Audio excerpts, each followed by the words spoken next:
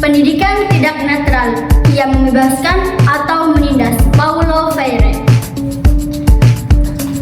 Assalamualaikum warahmatullahi wabarakatuh. Kami dari kelompok 10 akan memaparkan tentang hakikat pendidikan pembebasan. Kali ini saya akan menjelaskan pendidikan pembebasan dalam perspektif filsafat pendidikan Islam. Pendidikan pembebasan Islam bertujuan untuk membebaskan manusia dari kebodohan, ketindasan, dan ketidakadilan, menekankan aspek spiritualitas, rasional, moralitas, dan tanggung jawab sosial, menghasilkan insan kamil yang memahami hak-hak Allah dan meningkatkan derajat manusia. Pendidikan sebagai proses penyucian jiwa dan meningkatkan akhlak penting dalam pemikiran Al-Ghazali dan Ibnu Khaldun, mengintegrasikan intelektual, spiritual, dan mendorong kesadaran kritis dan perubahan sosial. Sekian dari saya. Materi kedua yaitu tentang peran pendidikan Islam dalam membebaskan kebodohan, ketidakadilan, dan kezaliman. Yang pertama yaitu membebaskan dari kebodohan. Islam sangat mementingkan ilmu. Wahyu pertama dalam surat Al-Alaq yang berbunyi Iqra bismi rabbikal ladzi khalaq, yang artinya bacalah dengan nama Tuhanmu. Ini adalah isyarat bahwa langkah pertama menuju kemajuan ilmu pengetahuan. Pendidikan Islam bukan hanya untuk pekerjaan, tapi juga untuk mengenal Tuhan, diri sendiri, dan juga memperbaiki diri. Orang berilmu bisa membedakan mana yang benar dan mana yang salah, mana yang zalim dan mana yang adil. Berikut yang kedua, yaitu membebaskan dari kezaliman. Kezaliman adalah perbuatan menyakiti, mengambil hak, atau menyalahgunakan kekuasaan. Dalam Islam, zalim adalah dosa besar. Pendidikan Islam mengajarkan umat untuk bersikap adil dan berani membela kebenaran. Yang ketiga yaitu membebaskan dari ketidakadilan. Ketidakadilan bisa muncul dalam ekonomi, pendidikan, bahkan dalam keluarga. Islam menegaskan bahwa semua manusia setara di hadapan Allah, yang membedakan hanyalah ketakwaannya. Pendidikan Islam mengajarkan keadilan sosial. Semua orang punya hak untuk belajar dan maju. Sekolah, madrasah, dan guru berperan penting dalam menciptakan sistem yang adil. Tujuannya adalah membentuk manusia yang peduli dan tidak egois. Sekian materi dari saya, dilanjutkan kepada pemateri ketiga. Tentang relevansi pendidikan pembebasan dalam konteks pendidikan di Indonesia saat ini. Pendidikan di Indonesia saat ini masih mengalami berbagai persoalan yang mendasar, mulai dari ketimpangan akses, ketidaksamaan kualitas, sistem belajar yang terlalu berorientasi pada menghafal, hingga kurangnya ruang bagi para peserta didik untuk berpikir kritis dan kreatif.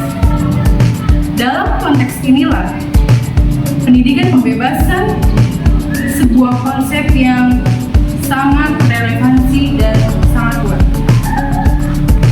Dalam sistem pendidikan yang membebaskan, guru tidak lagi menjadi satu-satunya sumber pengetahuan, dan murid juga tidak diposisikan sebagai objek yang pasif, melainkan sebagai subjek yang aktif dan kritis.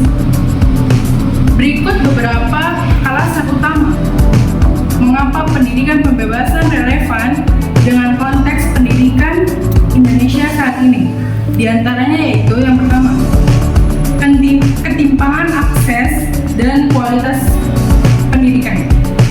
Meskipun Indonesia telah mengalami kemajuan dalam hal angka partisipasi sekolah, kenyataan masih banyak anak dari wilayah terpencil, miskin, atau kelompok rentan yang belum mendapatkan akses pendidikan yang layak. Ketimpangan juga terlihat dalam kualitas guru, fasilitas, dan kurikulum antar daerah.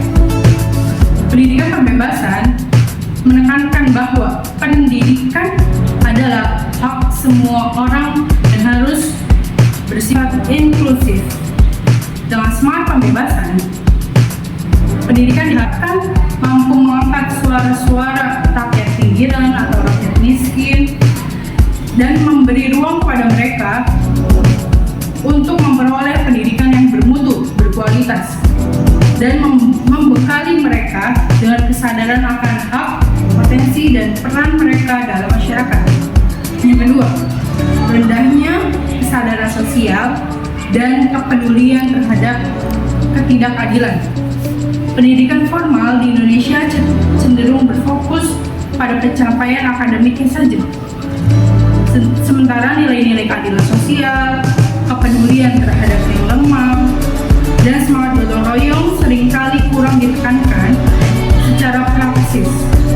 Hal ini beresiko melahirkan lulusan yang cerdas secara intelektual dan secara individu, tetapi pasif atau apatis terhadap persoalan sosial.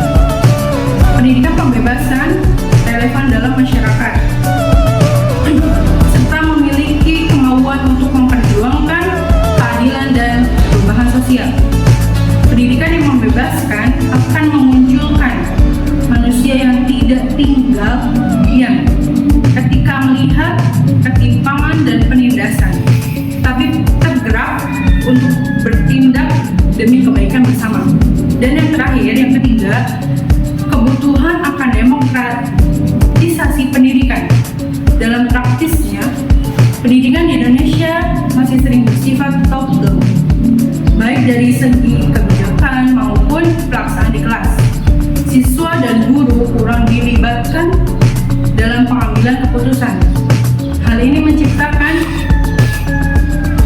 siswa dan guru kurang dilibatkan dan menciptakan jarak antara kebijakan pendidikan dan kebutuhan nyata di lapangannya. Pendidikan pembebasan menekankan pentingnya dialog, partisipasi, dan demokrasi dalam proses pendidikan. Dalam konteks ini, baik guru maupun murid didorong untuk selalu dan didorong untuk menjadi subjek yang aktif, bukan pasif, yang bermakna. Dan jika sejalan dengan semangat reformasi pendidikan Indonesia yang ingin lebih partisipatif, terbuka, dan berbasis kebutuhan nyata. Mungkin sekian. Sekian dari kelompok kami. Kurang lebihnya mohon maaf. Wassalamualaikum warahmatullahi wabarakatuh.